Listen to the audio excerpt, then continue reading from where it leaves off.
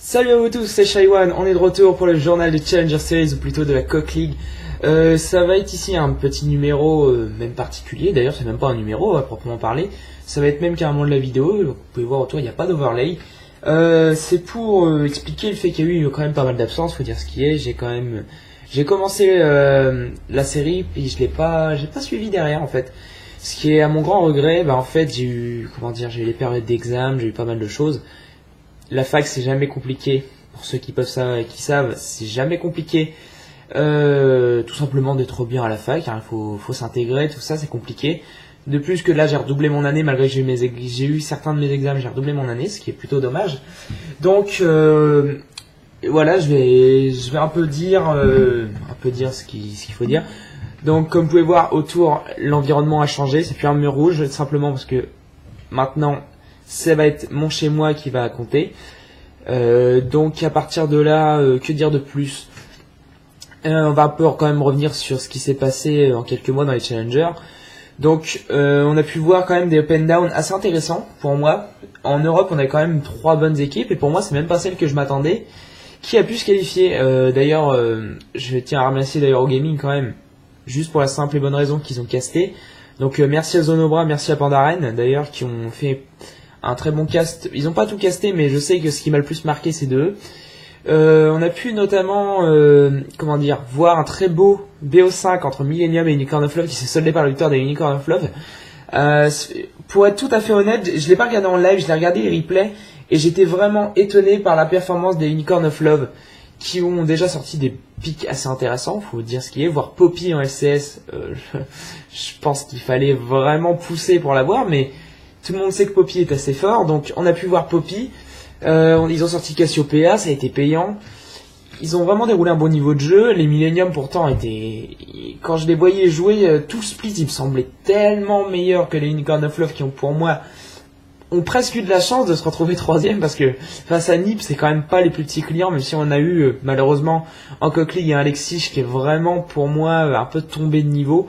Lui qui me semblait presque être l'atout des Gambit. Quand il a annoncé son départ, je me disais ouais, il va essayer de remonter avec les Nip et au final, voilà quoi. C'est peut-être débile à dire, mais j'ai presque l'impression que les Nip ont fait une meilleure performance, par exemple à la Gamescom face au Sparta notamment. J'ai l'impression qu'ils ont j'ai l'impression qu'ils ont fait une meilleure performance face au Sparta par exemple, où il me semble c'était SK Prime après, enfin ils ont battu. Non, ils se sont fait battre par SK Prime. J'ai presque l'impression qu'ils ont fait une meilleure performance là quand il y avait pourtant 2 personnes, il y avait I'm So Fresh et Pistari, qui étaient pourtant des subs. Et pour le coup, j'ai l'impression qu'ils ont fait presque une meilleure performance, donc j'étais plutôt étonné qu'ils soient pas aussi solides face à pourtant Unicorn of Love. Donc les Unicorn of Love déjà qui avaient un peu impressionné par le fait qu'ils arrivent 3ème au playoff, pourtant personne les attendait. Et à la suite de ça, on a eu d'autres matchs également. On a eu H2K contre Copenhagen Wolf, si je me trompe pas. Ou SK Prime, je me souviens plus tout à fait des matchs. Mais en gros, pour le coup, j'aurais presque plus vu les SK Prime dans les ex This is Live, donc à savoir l'équipe que Eidal avait fait. Pas mal de gens en France connaissent Eidal parce que ça reste quand même un très gros joueur français, même s'il a pas autant de renommée par exemple qui a pu avoir Yellow Star, Soaz, qui sait qu'on peut citer même Shlaya, Nono, qui eux ont fait les LCS, et Eidal a quand même eu une grosse cote de popularité. Il est très connu en France, il a fait beaucoup de tournois malgré tout. Et je m'attendais à les voir qualifiés pour le coup, et non. Il y a eu, franchement, j'étais étonné par les Copenhagen Wolf, même si pour moi Youngbuck reste clairement un problème, parce que Youngbuck j'ai vraiment l'impression qu'il a vraiment plus le niveau. Et par exemple, on va parler également des Gambit, qui ont fait un remplacement qui s'est avéré totalement payant, c'est Chris Land. Chris Land, je l'avais connu notamment à l'époque avec les Reason Gaming. Il était déjà très impressionnant. Et pour le coup, là, il a juste prouvé son statut. Il a vraiment montré qu'il était un digne successeur de Genja, parce que Genja, on a beau dire plein de choses sur lui, Genja, ça restait un excellent joueur. Il a vraiment beaucoup prouvé dans sa carrière. C'est quand même, comme dirait très bien la vidéo Genja Time Lord, c'était quand même celui qui a ressorti Kog'Maw avec une trinité, alors qu'à l'époque tout le monde pensait que c'était nul à chier, sauf que en S4 il s'est avéré que c'était un des must pick pendant un bon bout de temps jusqu'à ce que Tristana revienne notamment, et même Corki d'ailleurs, parce que Corki a été vu tard tard en S4, en début de S4, on s'est beaucoup tapé par exemple des Varus, des Lucian, des Jinx. Il a vraiment été un élément déterminant, mais là son remplacement par Chris Lund est totalement justifié, ce qui fait que maintenant on a un peu une équipe Gambit, en manque. Enfin, on va dire que la composition originale n'est plus là, mais c'est pas sans perte. Enfin, c'est pas sans perte, c'est pas ça que je veux dire exactement. C'est vraiment avec toute la plus grande admiration que j'ai pour les Gambit qu'on peut voir maintenant des joueurs comme Cubon qui était, faut le rappeler à l'époque, c'était le top des Meteor Maker. Donc c'était une équipe qui était là en deuxième split de S3, donc au Summer Split. Et pour le coup, il m'a vachement impressionné avec du Gambit. Il affichait un bon niveau de jeu. Son Maokai est impressionnant, même si bon, Maokai, voilà quoi, ça reste un must-pick actuellement, mais il est vraiment très impressionnant. Diamond, j'ai l'impression qu'il est vraiment revenu à son niveau. J'ai l'impression qu'il s'est reconcentré. Le fait de se prendre une méchante lose streak et de se faire éjecter pendant une semaine des Gambits, ça y a fait du bien. Nikyu qui plus ça avance dans la saison, plus se sent à l'aise. On peut retrouver, on aurait pu parler de Genja et puis Edward, qui était dans tous les cas une lane solide. Edward qui est toujours bon, il faut quand même dire ce qui est. Edward est toujours une valeur sûre des Gambits. C'est peut-être le seul qu'on n'a pas envie d'éjecter, parce que pour moi c'est probablement le plus solide de tous les Gambits qu'il y a eu avec Diamond. Même s'il faut avouer que les throws du petit Darien, ça manque quand même si bon, Darien, voilà, c'est le Swag Lord.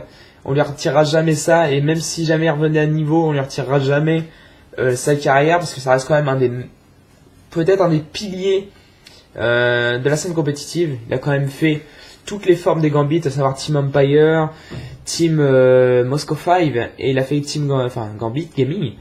Et ça restait à l'époque un très bon joueur, même si je pense que le format et l'habitude de venir au SS, ça l'a gonflé. Je pense qu'il était un peu démotivé. Je pense que son éviction, il l'a presque vécu bien, je pense. Parce que je pense que lui, le format, il lui plaisait vraiment plus. Et je pense qu'il se sentait plus à l'aise, il en avait marre. Ça se sentait, au début de la saison, premier split, il me semblait vachement plus fort que ce que j'ai pu voir en Summer Split avec lui. Ce qui est dommage, mais bon, il faut bien tourner la page. Il y a des nouveaux joueurs qui sont arrivés. C'est vraiment bien, parce que comme ça, en plus, on voit des nouvelles têtes, ce qui fait extrêmement plaisir.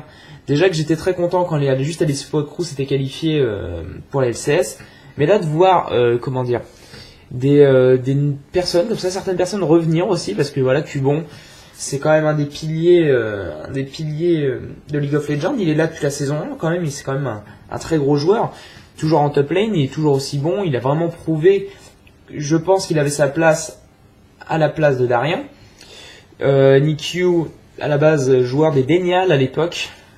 Donc voilà, Denial qui avait fait les finales des Challenger Series, qui avait été au Open Down qui avait perdu face au Copenhagen Wolf, l'ancienne forme des Copenhagen Wolf, et qui avait vraiment prouvé un excellent niveau de jeu. Pourtant, on pourrait très bien ne pas l'attendre là, et au final, il s'est amélioré petit à petit. Il lui a fallu un temps de chauffe, mais une fois qu'il a eu son temps de chauffe, il s'est avéré très très très bon.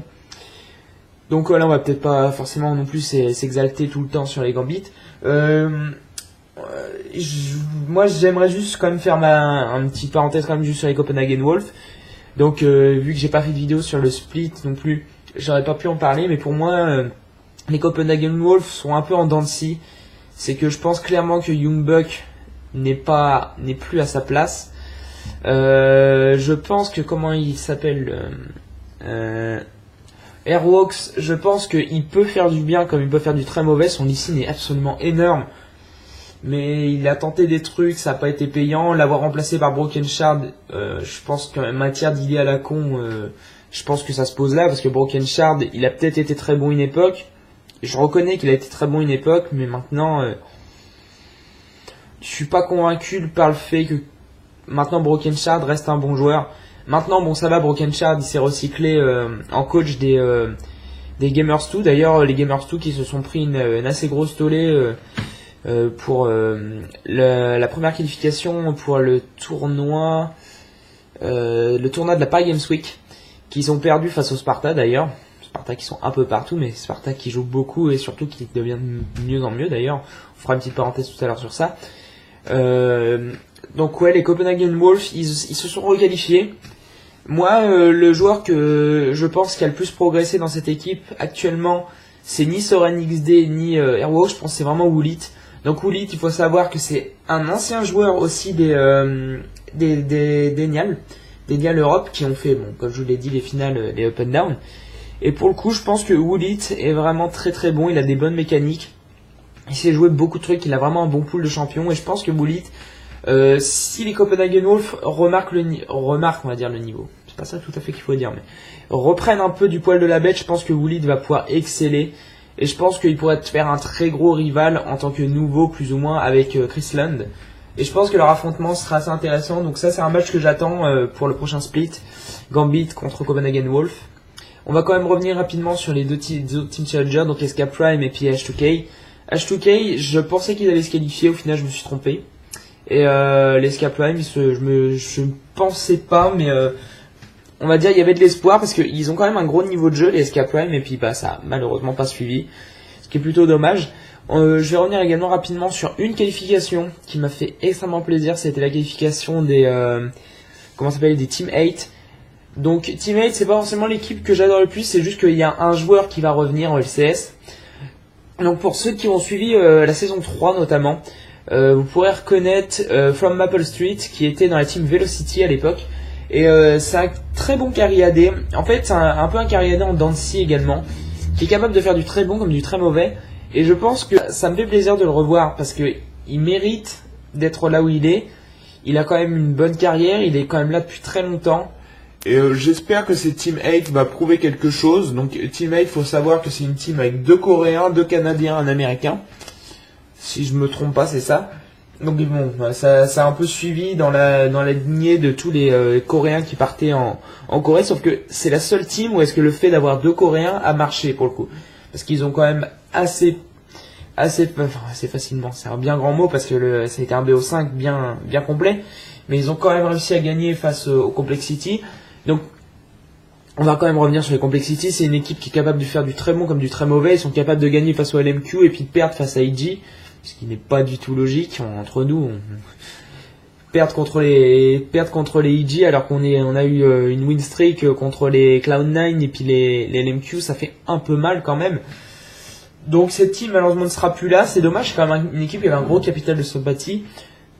Par exemple, à cause de Boobadub et sa moustache. Ça, tout le monde, toute bonne personne qui va suivre les LCSNA va se souvenir de ça. Et c'est dommage, mais ça me fait plaisir parce que Team 8 monte. Donc après, il y avait les deux autres teams qui pouvaient monter, c'était Team Coast et Curse Academy. Alors, Curse Academy avait clairement le BO en leur faveur. Et ils ont fait exactement pareil que les Millennium. Ils avaient le BO pour eux et ils ont throw 3 games d'affilée. Et throw. C'est un bien grand mot, ils ont quand même bien joué, il faut dire ce qui est. Mais ils n'étaient pas au niveau auquel je les attendais. Et ça m'embête, sachant que, bon, voilà, que ça soit les Millennium ou les Complexités, ou les comment ils s'appellent, les teams, la Curse Academy, c'est dommage. Bon, d'un côté, on a une équipe Challenger qui bat une équipe quand même LCS, et l'inverse qui se passe. Surtout que, bon, les Curse Academy ont quand même fait une grosse performance parce qu'ils jouaient pas face aux plus petits, ils jouaient quand même face à CLG. CLG, c'est quand même des joueurs emblématiques, des très bons joueurs, même si c'est Raph, je trouve clairement qu'il n'a pas sa place. Comment il s'appelle, Dexter, je trouve qu'il a une perte de vitesse depuis les Lemon Dogs qui est assez impressionnante. Bon, après on a toujours la botlane qui est d'une solidité incroyable parce que Double Lift et puis comment il s'appelle, Afromou, ils sont toujours très très bons, ils sont toujours une lane solide. Je pense que du BO5, s'ils auraient perdu, Double Lift n'aurait rien eu à se reprocher. Parce qu'il a vraiment fait des performances solides. Il est resté toujours valable. Il est toujours resté à peu près dans un niveau constant. Et ça m'aurait fait presque mal de voir les CLG perdre. Mais ça m'aurait fait plaisir de voir les Curse Academy passer pour la simple et bonne raison qu'il y a Sinvictus dedans, qui est quand même une légende de la scène. Si je me trompe pas, il y avait non, Don't Mash Me, c'était dans les Team Coast. Il y avait quand même Sinvictus, donc Sinvictus qui est quand même un joueur emblématique de la scène, joueur emblématique des Curse, qui d'ailleurs les Curse Academy ont récupéré Cop, si je me trompe pas. En gros, dans la vue du tournoi de prolongation pour les 10 slots, vu qu'il y a maintenant il y a 2 nouveaux slots, ce qu'il faut savoir si vous ne le saviez pas, il y a 2 nouveaux slots pour la LCS, qui fait que il va y avoir un slot 9 et un slot 10 qui peuvent être gagnés soit par une team 5v5 leader, soit une team soit une team challenger qui était dans les 6 premiers, il me semble, de la Coq League, et les teams qui ont perdu leur up and down. Donc en gros, il y a beaucoup de possibilités qui s'ouvrent. On s'attend à beaucoup de surprises de ça, que ce soit en Europe ou aux États-Unis, parce que la compétition reste très ouverte dans le sens où c'est qu'une équipe qui sort de nulle part peut très bien surprendre tout le monde. Et c'est ça qui va être assez drôle. Et moi, c'est pour ça que quand j'ai appris par exemple que les Spartans allaient faire ce tournoi-là, je me suis fait, il y a vraiment quelque chose à tenter. Et imaginons par exemple qu'une team comme les Spartans, ou je sais pas s'il y a un équivalent aux États-Unis, il doit y avoir, je pense, un équivalent, ça pourrait être vraiment impressionnant de voir une équipe qui arrive du 5v5 leader, par exemple, littéralement poutrer une équipe qui sort des LCS. Moi, je trouverais ça formidable. Donc ce tournoi va être très intéressant. Dans l'histoire, je sais même pas si j'ai fait un ordre correct des choses. Bah non, franchement, je sais pas. Mais je pense il va y avoir beaucoup de surprises à l'avenir. Donc cette vidéo va peut-être être un peu décousue, mais bon, en soi, c'est pas vraiment un talk show. J'ai rien préparé, c'est vraiment fait à chaud en rentrant des cours. Donc voilà. Donc que dire de plus? Bah absolument rien. Donc on va essayer de reprendre tout doucement. Je vais essayer de suivre au maximum. Déjà, je suis les Worlds. Je vais essayer de suivre au maximum le tournoi pour les 2 derniers slots DLCSNA et EU. Et on va suivre aussi 2-3 trucs. J'essaie de suivre un peu la ligue brésilienne, la ligue turque notamment. Juste parce que c'est des ligues assez intéressantes. Un peu la GPL aussi, même si la GPL c'est compliqué parce que c'est des horaires assez mauvaises pour que je les suive. Donc c'est vraiment c'est à 10h du matin, sauf que 10h du matin je suis très souvent en cours. J'essaie de suivre aussi 2-3 trucs. Il y a des fois des tournois aussi il y a des tournois par exemple en Russie qui sont assez intéressants. Il y a beaucoup de choses à suivre. Il y a aussi je regarde aussi beaucoup de pre-made en cumul des études. Donc il y a beaucoup de choses qui risquent d'arriver. J'essaierai pour la suite du talk show d'avoir des invités. Ça pourrait être vraiment sympa d'avoir du monde qui puisse nous parler un peu de tout. Je sais qu'il y a pas mal de monde qui suit, des gens plus ou moins connus, pas connus, et on va essayer d'obtenir un résultat correct. À travers ça, obtenir des infos, avoir du dialogue, rire aussi un petit peu. Parce que là, c'est une vidéo vraiment, je déblatère un peu tout ce que j'ai à dire. Pas dans un ordre de consigne, rien. Donc, voilà, j'espère que cette vidéo vous aura malgré tout plu. L'avenir de la chaîne est assuré, vous inquiétez pas. Il y a toujours le Twitter, donc Chio Talk Show, même si maintenant je vais peut-être le changer, mais je vous tiendrai au courant. Et voilà, c'est peut-être tout ce que j'ai à dire. Donc, je vous remercie d'avoir regardé cette vidéo, et je vous dis à bientôt pour le Talk Show.